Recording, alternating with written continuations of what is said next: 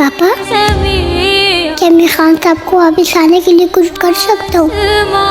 नहीं बेटा, तेरे कब्जे में है दो जहां,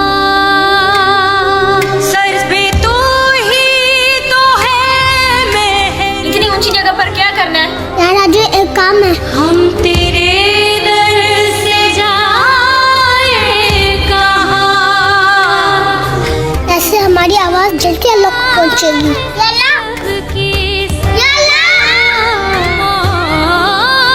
तो खान साहब को वापिस दे दे।